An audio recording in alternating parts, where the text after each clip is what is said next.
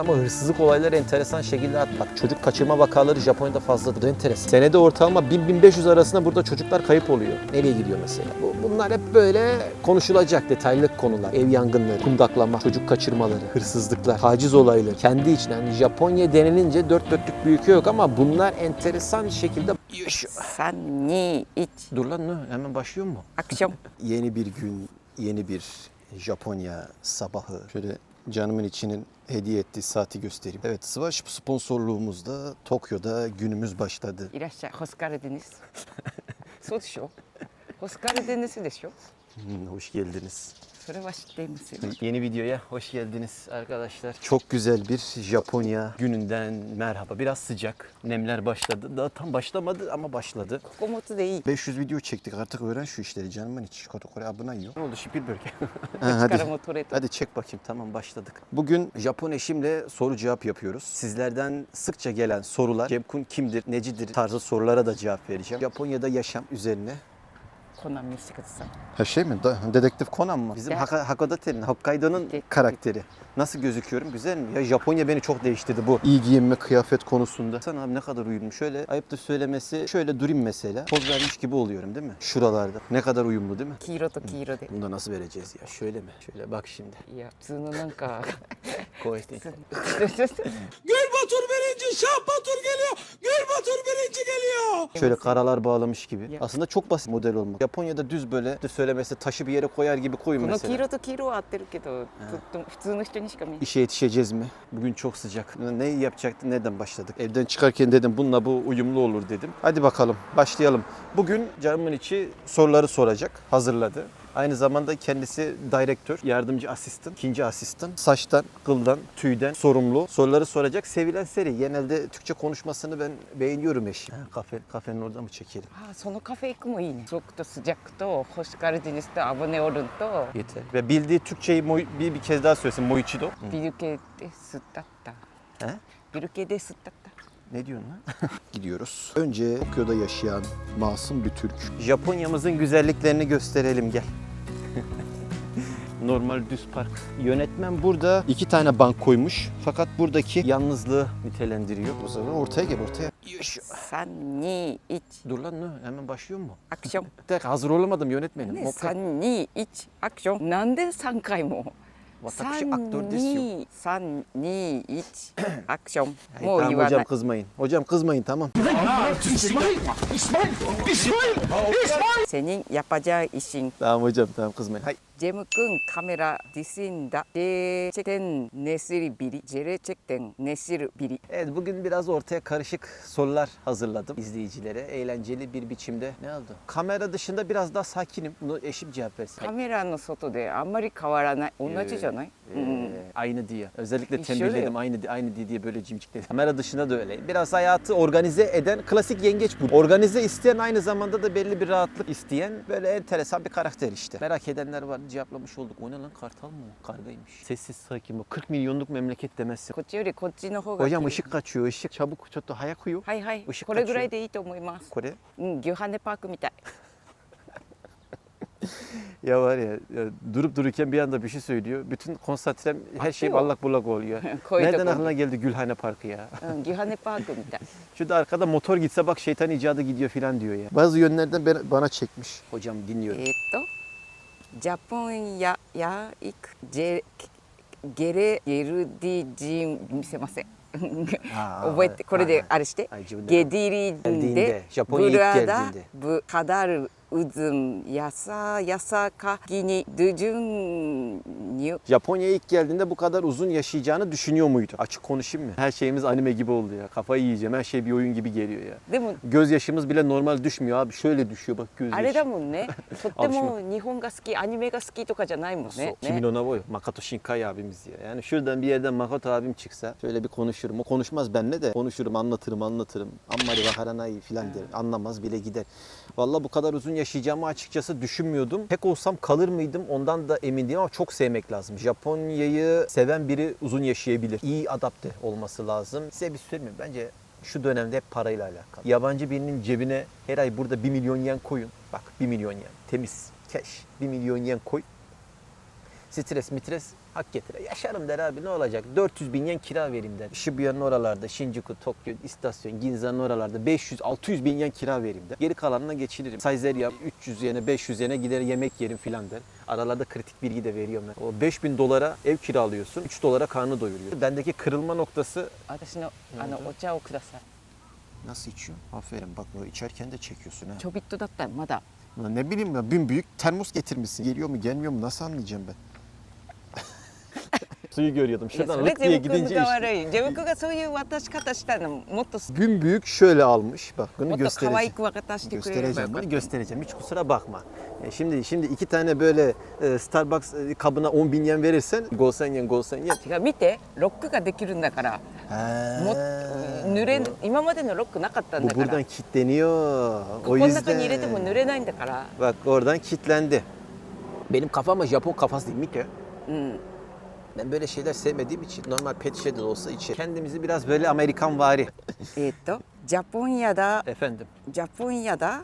ヤサディンイキブユッククルトゥユルチョクネイディ。 Japonya'da yaşadığım ilk büyük kültür şoku. Şok marketten aklına gelsin. Biraz ilişkiler, herkesin böyle dışarıda biraz robot gibi olması, kolaylıkla insanlarla muhabbet eder, yürürken anlatayım. Gel şu Aruyte'de şu. Ben Sonra böyle bakışın. işareti verince karşımda böyle döneceksin böyle. カバンもあるんだもんだって。 Tamam mı? Çantayı alacağım. Ne yapayım? Sırtım で terliyor. も Başım dönecek. ちょっとカバン İlk büyük kültür şoku. Her gün dışarıya 10 kilo çantayla çıkıyoruz ya. Ben anlamıyorum içeriye bu kadar ne ちょ koyuyoruz. っととっても Şimdi kıç üstü düşecek. Olacak o şey neyse. ちょ Alışık っと değil. ドキュメンタリーみたいに撮ろう。はいドキュメンタリーのオッケー作家みたい。3、2、1、アクション。 Japonya'da yaşadığım ilk büyük kültür şoku. Evet, ilk başta tabii dışarıdaki düzen bana çok farklı geldi. O zamanlarda diyordum ki bu nasıl bir ülke arkadaş? Örümceği bile farklı. O nasıl bir örümcek lan? İlk büyük kültür şoku. İnsanlar dışarıda kolaylıkla birbiriyle iletişim halinde olmuyorlar. Fakat işlerine girildi mi gerçekten çok iyi insanlar. Konuşabiliyorlar. O zinciri aşma, duvarı aşma genelde kolay olmuyor. Evlenip yerleştikten nasıl havaya girdim böyle? Evet, evlenip yerleştikten sonra daha çok alışmaya başladım. Havanın estiği rüzgar bana artık normal bir rüzgar gibi gelmiyordu. Her şeyden bir anlam çıkarmaya, kılık kıyafetimi değiştirip, saçımı başımı her şeyimi değiştirip, bu insanların pırıl pırıl yaşamına, toplum içerisindeki... Ne diyorum? Hocam ne oldu? Kestiniz ama bütün ben de kontasyon şey... 3、2、1、アクション。 Türkiye Paraguay 2,5 üstü. Biraz eğlenceli olacak kusura bakmayın da genel olarak yaşamımızdan da biraz parçalar göstermek istediğim için biraz hayatımız böyle. Japon biriyle evli olup kız ya da erkek. Erkek kısmına girmek istiyorum aslında. Burada yabancı olup da Japon erkeğiyle evli olanlar çok sorun yaşıyor arkadaşlar. Bak %80-90'ı boşanıyor. Biz Sakura bulun gelin demiyorum ama erkek kısmı sıkıntılı. O yüzden Japon erkek arkadaşlar kusura bakmasın. ツクオルドゥグン、イッチン、ジャポンナラリン、サナガリップパックディジオルドゥム。 Göreceğim ama işte bakarım. İşte ilk ay bitemez. ダメダメ。見ないのルールだから。 Ulan tamam ne anlamıyorum ki ne diyorsun. トゥルクオルドゥム。 Türk olduğum için Japonların sana garip baktığı oldu mu? Yok, olmadı. Böyle bir soru neden hazırladık bilmiyorum. Merak ediliyor demek ki. Ama soranlar da var. Rehberlik yaptığımda da gezdiri misafirlerden böyle sorular geliyor. Japonlar genel olarak bizleri bilmiyor arkadaşlar. Türkleri bilmiyor, coğrafyayı bilmiyor. Hep bir kapalı bir toplumda olduğu için. Hadi Amerika o bu vesaire Fransa biraz meraklılar. Kültür burada yayılmış. Biz de bildikleri hep diyoruz. Yani öğretmek lazım, anlatmak lazım. Türk dondurması, kebap o kadar yani. İstanbul'u da bilmez. Barış Manço'lara girmiyorum zaten onları da bilmem. Genelde Türk olduğumu söylediklerimde ev gitmek istiyorum falan böyle kibar. Sözlerle açır aslında işlerinde bir duygu barındırmadan. Gitmek istiyor ama aslında gitmek istemiyor. Japonların o ikiyüzlülüğü. İyi bir şeyden bile kötü bir şey çıkardık ya. Sağ güzel ha. スアンケンディにダハチョトゥクミュジャポンムヨルスン。 Sen kendini Türk mü daha çok Japon gibi mi hissediyorsun? Ne güzel bir soru aslında. Vallahi size bir söyleyeyim mi arkadaşlar? %70 şu anda Japon olduğum gibi. Zaten adapte olmam, kılık, kıyafet, saç, makyaj bu tür şeyler sırf Japon. Yani Türkiye'de böyle bir şey yok da. Alıyorduk Elsivakiki'den kıyafetleri. Çünkü ortamdan öyle bir şey gelmiyor. İnsanlar işte bulunduğun yerde seni biraz iyi. Burada herkes yani model gibi ya. Şöyle yürüyorlar abi. Ne oluyor lan? Niye bağırıyor bunlar? Mesela çöp kutusu yok. Sürekli sağında solunda taşıyorsun. Markete atıyor. Ona alıştım. O bende duygusuzluk şu anda. Hiçbir sinir stres olmuyor. Kılık kıyafet görüyorsunuz. Ben böyle şık giyinen biri değildim açıkçası. Biraz harcama, yatırım yapmaya başladım kendime. Saat, onlar bunlar derken. Ayda 2 kere permaya gidiyorum ya. Bir de benim yaşadığım yerler yani Esenyurt'tur, Bağcılar'dır. Böyle sokağa dönüyorsun AK-47 ile karşına çıkan karakterler falan oluyordu. PUBG'deki gibi. Bir anda buraya 九州の方 gelince がもっといいじゃん oraya mı geçelim? Hadi gel seni kırmayayım. Şimdi tamamıyla de bizle karşılaştırmak istemiyorum. Bazen uç örnek oluyor. Doğruları da arada konuşmak gerekiyor tabii de. うんうん。ジェム君ちょっと日本人っぽくなったと思う。来た時より。 Soğuk. ね、来た時より全然。 Ben de onu konuştum. ストレスみたいなね。 Stres hep var. Nakatta? Hayatımızda Stres İsmo var. arimasıyor stres. まあ、 Şu anda da stresliyim. 4年前より全然日本人みたい今。 Puzzle parçası. Çoğunluğunda biraz Japon gibi hissediyorum. Kafa rahat. Genel olarak buraya alışınca kafa rahat oluyor. Hep bir, o galiba diğer sorularda var. Bir özlem oluyor ama. Mesela hangi milletten olursa olsun belki o olmaz ama bizde o fazla. Böyle aileye bağlılık, millete, vatana bağlılık. Mesela burada vatandaş olmayı bile kendi vatandaştan çıkmanı istiyor Japonya. Hiç aklıma falan da gelmiyor. Olsam olur muyum? Giderim sınavına da alırım bir şekilde ama kendi vatandaşlığından çıkıp Japonya vatandaşı olmak belki de çocuğun hayatı kurtulur. Daha iyi şartlar karşına çıkar. Nereye gidiyor? Ha, açım vereceksin. Güzel.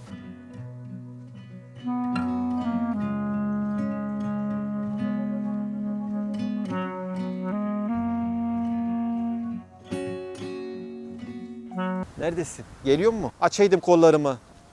Yoş. Burada yürü dedi de bu açı güzel dedi. Bugün bütün yönetmen açılar ondan. ジャポンヤだヤサマニンエンゾルトラピネオルト。 Tarafı evli olduğum için çok fazla bir zorluğu olmuyor ama tek olsam para kazanma derdi. Para kazanma derdiyle birlikte o arkadaşlık ilişkileri biraz da böyle sosyal olamıyorsan, kendini açamıyorsan, biraz da kapalıysan zor olabilir ikili ilişkiler ama dersen ki ben daha kendi halimde yaşayayım. Japon gibi yaşarsan çok zor tarafına denk gelmezsin. Evli olup da böyle biraz daha eşten dolayı da ortam olunca benim bir avantajım sosyal medya. Herhangi birine yazdığımda 3 kişiden ikisi dönüyor ya da 5 kişiden 3'ü dönüyor mesela örnek veriyorum. Onlarla bir şekilde böyle sohbet, muhabbet, içerik yaptığım için biraz o sosyalleşme daha kolay oluyor bende. Ama zor tarafı ikili ilişkiler bence. Çünkü biz Türkler olarak böyle bir temas sıcakkan abi ne yaptın ne ettin bugün ne yaptın gel şöyle aslanım koçum benim Dıştan. böyle bir dokunmalar falan fazla bizde temas halinde fazla. Japon'da bu olmayınca belli bir zaman sonra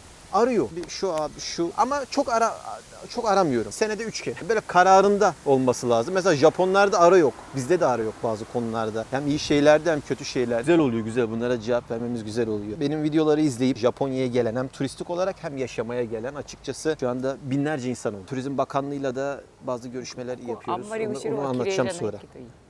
Efendim?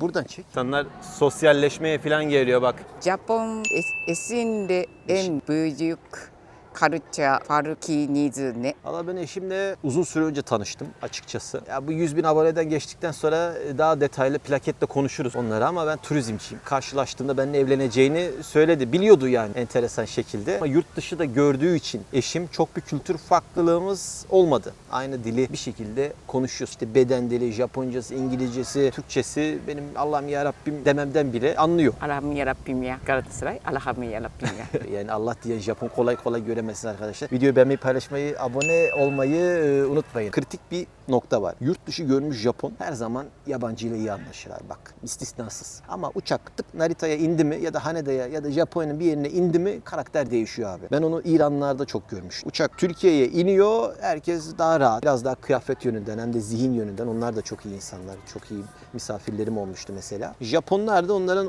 dünyanın öbür ucundaki farklı versiyonları. Tabii içinde yaşadıkları durum, ikili ilişkiler vesaire hepsi fark ediyor. Aslında hepsi animelerdeki gibi olmak istiyor. Uçmak, kaçmak, o zincirlerinden kurtulmak istiyor. Güzel açıkladı. Ne güzel. Bak Japon hiçbir ağacı kökünden koparmaz ya. Burada da bırakmışlar. Rastgele bir yere giriyorsun. Park içerisinde böyle bir kafe çıkıyor karşına. Çocuğuyla gelenler falan var. Burası daha güzel. Bir sandalye güzelmiş ya. エンブイ壁がんねでんし Kavga eden bir çift değil. Bazı şeylerin erken olmasını istediğim için genelde biraz stresli olabiliyorum. Ama şimdi hiç sinirlendiğini görmedim. O konularda melek gibi açıkçası. Videoyu izledikten sonra büyük ihtimal öyle ve diye çıkıp gelecek. Kişiden kişiye de değişiyor olabilir ama çoğunluğu böyle. Kavga etmez, küfür bile. O konularda çok iyiler. Dünyanın bir ucundan gelip de böyle bana ayak uyduracaksın değil de senin bulunduğun yere ayak uydurman daha iyi olabilir. Türk olunca işin içerisinde her şey olabiliyor. Bütün zorluklar olabiliyor. Biraz da anlayışlı olmak. これがいいじゃない。 Sen nasıl çekmek istersen. よく覚えてる。一番大きいのこの私は覚えてない。 Soru yuttuğum yok. Bak olsa söyler. Bu dediğim dedik tam bir Anadolu kızı. Yok sen bir dakika dur ben şöyle. ジャポンなねでんばぜん Dondurma seviyor. くらるびにぎじ Duygularını gizliyor. Kültürle alakalı. Çok derin konular ya. Biz neden böyle çok derin sorulara girmişiz ya. Joker hakkımı kullanıyorum, bunu pas geçiyorum. Duygularını gizliyor. İşte gizlemiyorlar da gizliyor gibiler aslında. Aslında öyle olmak istemiyorlar da aslında öyleler. Bunların üzerine ayrı Japonya'da yaşayanlarla detaylı konuşuruz. Hemen bir ısırık alıyorsun dondurmadan. Japon'un iyi yanlarını alacaksın. Yani Avrupa'nın iyi yanlarını al diyorlar. Arkamızda bir abla var da, Japon bir abla. Böyle tek başına oturmuş, dondurmasını yiyor. ジャポン Evet. Türkiye'de yaşasaydınız ilişkiniz daha mı zor olurdu diye bir soru var mesela. Güzel takipçilerden gelen bir soru. Türkiye'de yaşasaydık önce bir canımın içinden bir cevabı bir duyalım bakalım ne diyecek. O çünkü yaşamak istiyordu bir dönem. Nyonyori kanta. Bak mesela bir Japon'da şu yok mesela. Şu yok. Bu çay mıydı? Kore o çay desu ka? Mizu janai. Mo. Bir Japon'da böyle inisiyatif alma yok. Zaten almasa da ben su sandım da çay koymuş ya. Bu da ayrı bir şey. Su içmiyorlar ha. Su içmiyorlar. Diyor neden naze. 日本の方がルールが多いからいろいろな。 İlk aklına gelen cevap bu. Yani birçok Japon'un da aklına gelen cevap büyük ihtimal böyle bir şeydir. İlk iki cevabından biri budur. Kural çok fazla. Ama şöyle bir şey var şimdi. Kurallar insanlar için. Bir ülkenin 130 milyonluk bir ülke. Yani nüfus olarak neredeyse kafa kafaya diyebiliriz. Göçmenlerle birlikte bizim de bir 100 milyonumuz var aslında üstü. Japonya arasını bulamadığı için bazı konular insanlara çok büyük zorlukla, stres yönünden çıkartıyor. İş yaşamındaki hep diyorum o stresi biraz Japonlar çözebilse, böyle bir esneklikle beraber onu böyle bir harmanlasalar. Bizde vardır böyle arpanın içerisine böyle mısır koyup hayvana verme. Hayvanın böyle gönlünü hoş etme. Nereden nereye bak. Aklım hep çiftliğe gidiyor da Hokkaido'ya. Onun arasını bulamam. Türkiye'de tabii daha turist olarak gelmiş. Japonya'da öyle. Japonya turist olarak gelirsen kafayı yersin. Yani iyi anlamda etkilenirsin. Mesela Türkiye'ye de turist olarak gelirsen kafayı yersin. İyi anlamda. Belli bir süre yaşayınca düğün yaptık. Bir çıktı böyle bir Esenyurt'ta. Böyle bir gezmeye başladı. Döndü geldi anladım dedi. なんでルールなくてあんなにさハーモニーみたいにできてんだろうね。すごいと思わない？ Ha şimdi Vietnam'dan niye örnek verdim? Şimdi Sus işte.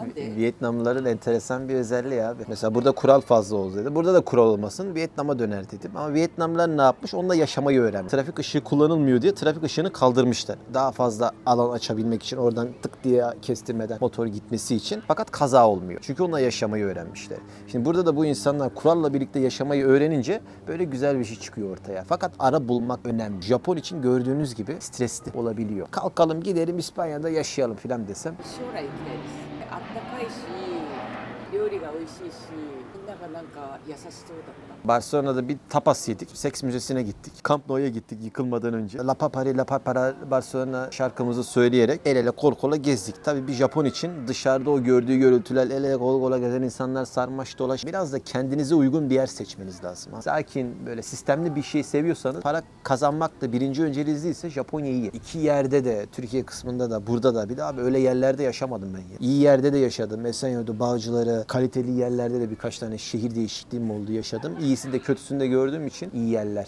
kötü yerler var. Biraz dedim kendinize uyarlamak lazım. Ya kalkıp gider misin Türkiye'ye? Gideriz abi. Niye? Memleketimiz orası. Türkiye ile çok karşılaştırmayalım ya. Ucu açık. Sıkıntılı bir konu. Papua Yeni Gine ile karşılaştık.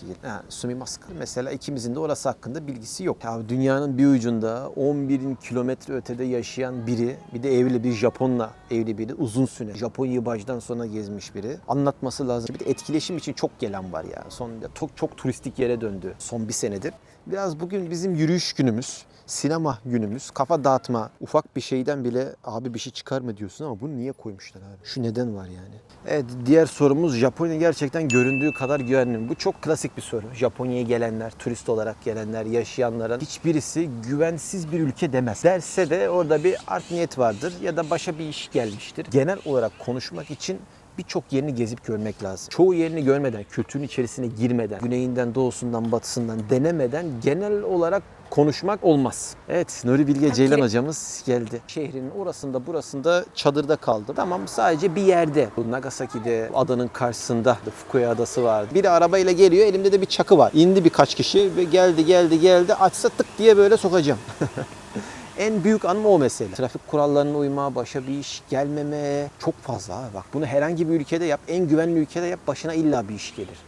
Baştan sona bir ülkeyi gezmek ki Japonya'da bisiklet yolları o kadar sanıldığı kadar iyi değil. Bu kadar büyük bir ülkeye göre. Tam yollar güzel ama bağlantılar çoğu yerde böyle iyi sayılmaz. Bir de yokuş dağlık ya. Böyle abi. 30 kiloyla çıktık. Ben yaptım yani. Çıktım yaptım. Keşke biraz daha maddi imkan güzel olsaydı da daha iyi aktarabilseydim. Amatörlük ama güzel zamanlarımızdı. Şu anda para verseniz yapar mıyım? Yaparım. Para verseniz yaparım.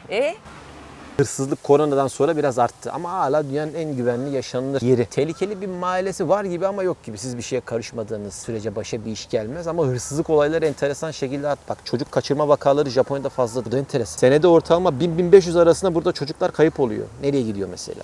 Bunlar hep böyle konuşulacak detaylı konular. Ev yangınları, kundaklama, çocuk kaçırmaları, hırsızlıklar, taciz olayları. Kendi içine yani Japonya denilince dört dörtlük bir ülke yok ama bunlar enteresan şekilde bazı ülkelere göre fazla kalabilir. Mesela çocuk kaçırma, kaybolma vakaları burada çok enteresan. Üzerine ayrı bir video yaparız. Telefondaki o klak ses mesela. Taciz olayları fazla olduğu için Apple'ın buraya özel. Japon erkeklerinin kafası, aldatma konuları biraz farklı çalışıyor. Sen bir camici, sen es vermeyelim. Video dolu köpürt. Yani vapur dumanı sat demiyorum ama bir şeyler yapıyor. Nereden aklıma geldi? Vapur dumanı satmak bu arada hani boş şeyle uğraşma gibi. Hani köpürt. Etrafı köpürt. Dozo. Japonya'da seni en çok sinir eden şey mi? Ne? Şöyle yaşanan bir yerde arabadan bir parça düşmüş. Enteresan. Nadir görülen çöplerden. MarutukenってHa bu mu? 面白い筋肉 Bak bu bile çok komik diyor mesela. Japonya'da beni en çok sinir eden şey çok sıra var bazı yerlerde ama Tokyo kısmında değil. Yani ben bir şey yemek istiyorum, gitmek mesela Universal Studio'ya gitmek istiyorum. Disneyland'a gidip böyle kafa dağıtmak istiyorum bazı yerlerin ama inanılmaz kalabalık oluyor. Kalabalık. Genel olarak kalabalık ama Tokyo için diyebilirim. Bir de bazı şeyler burada masraflı olabiliyor. Bir yere gidiyorsun. Biz mesela işte Kanazawa'ya gittik, Nagano buralara gittik. Abi bak 4 gün 5 gün çift olarak gittiğinizde kafadan birkaç bin dolar gidiyor. Bazı yerlerde özellikle konaklamada pahalı olabiliyor maalesef. Severek yapmak lazım. Yani 30 senedir kamerayla haşır neşirim yani. İşte sünnetimi çekmişim Sony kamerayla böyle. Amcamın düğününü çekmişim abi. Milletle röportaj yapıyorum Sony kamerayla. 30 küsür sene önce böyle. Kaderinde olan şey bir dünyanın öbür ucuna da gitse karşısına çıkıyor değil mi? Dürüst bir şekilde cevap vereceğim. Türkiye'den en çok neni özlüyorsun? Yemek. Arkadaşlar bizim mutfak dünya üzerindeki en lezzetli mutfak. Hani kuru fasulye, mantısı, pilavın yapılış şekli, bin bir türlü şekli mekli var. Aman Allah. Japonlar genel olarak biraz sağlığa da önem verdiği için aslında hep bir şeyi böyle etmişler. Probiyotik olanlar, deriyi yaşlandırmayan yiyecekler. Kırdak ya. Bak köpek balığı kırdağı yedik geçen gün ya. Deriyi yaşlandırmıyor abi. Yani wasabi'nin kansere etkisinden tutun da hep sağlık yönünden insanlar düşün. Yemek. Eşim elinden geliyor. Geçen bir patlıcan, pide sukurimashi diyor ona. Tottemo oishikatta yo. 本当ありがとう。Nazi arigato yo. ちょっ Watashi と watashi arigato. テシクレエディル。 Ben teşekkür edeceğim. Sen teşekkür ettin. そんな私美味しいの作れる人じゃないのよ。美味しいっ Ya て言 bir って de く bu れるから。 mütevazilik var. Güzelsin diyorum, güzel değilim diyor. Yemek iyi diyorum, yemek iyi değil diyor. Ya arkadaş bir kere de dediğimi kabul et ya. Ve son sorumuza geldik ya. Ama çok güzel oldu ha. Aralarda böyle cevaplaya gittik ya. Seviyorum bu tarzda konsepte. Bugünkü aklınla tekrar başa dönsen yine Japonya'ya gelir miydin diye güzel bir soru var. Sorunun içerisine cevap var. Bugünkü aklımla tekrar başa dönsem yine Japonya'ya gelir miydim? Hiç düşünmezdim, hiç vakit kaybetmezdim, gelirdim. Tanıştığım insanlar, hayatıma giren insanlar melek gibi insanlar. Eşimin ana babası. Bir yerden sonra tamam diyorsun, çok aramayalım. Öyle, gel. Kuş bile güzel ötüyor. Bu ne güzel bir yer ya. Gelirdim, hatta daha erken gelirdim. Mesela o zamanki kafam şimdi olsa Japonya'da olmazdım. Bir de böyle tersten böyle bir şey yapalım. Japon eşle birlikte böyle bir gün vakit geçirme, kültürü gösterme, soru cevap anlatma. Başladı yine güzel hareketlere. Evet, Japonya'yı gezen, yaşayan, yaşayıp da gezen, böyle ゆっくり歩いて Türkçe... ゆっくり Yavaş mı gideyim? Heh. 早いよ Japonya'da yaşayan, sağını solunu gezen, kültürün içerisine giren, insanlarla etkileşime giren, denemek istiyorum, öğrenmek istiyorum bu ömrümde ve sizlere göstermek istiyorum. Çünkü abi Edirne'den Kars'a insanlar gelsin görsün bu, gelsin görsün.